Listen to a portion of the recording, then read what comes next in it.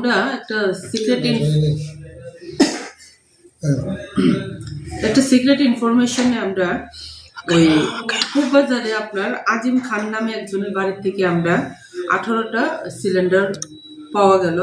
তারপর Madhubari link road থেকে two-tone পাল নামে ওনার বাড়ির থেকে 27টা, আর সালমা বেগম ওনার ইয়ের থেকে রাগনার ওনার কাছ থেকে আমরা 15টা সিলিন্ডার, টোটাল 60টা সিলিন্ডার আমরা পাওয়া গেছে। এর মধ্যে 26টা আপনার ফুল সিলিন্ডার ভরা আর বাকি 34টা আপনার খালি।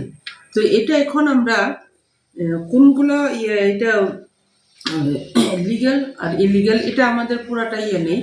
তার জন্য আমরা এটা আমাদের এসডিএম অফিসে আমরা পাঠাই দিব। আমরা একটা ফরওয়ার্ডিং আর সিজার লিস্ট করে আমরা হ্যান্ড ওভার করে দিব। তারপরে যে প্রসিডিউর এটা ফুড ডিপার্টমেন্ট আর ম্যাডাম ওটা কাজ করবে। এই সিলিন্ডারের সাথে কাউকে কি আটক করতে পেরেছেন? না, কারোর আটক করতে পারছি না। আপনি বাড়ির সিলিন্ডারগুলো কোথা থেকে আটক করেছেন?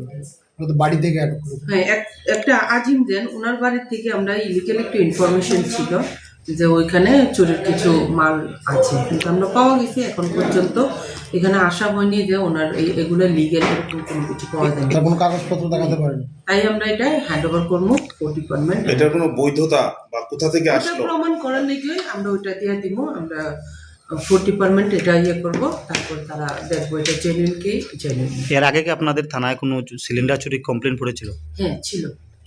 কয়টা কমপ্লেন ছিল মোটামুটি? একটা প্রায় 3-4টা ছিল। ওইটার বিনিময়ে আমরা এটা রেড করলাম ইনফরমেশন।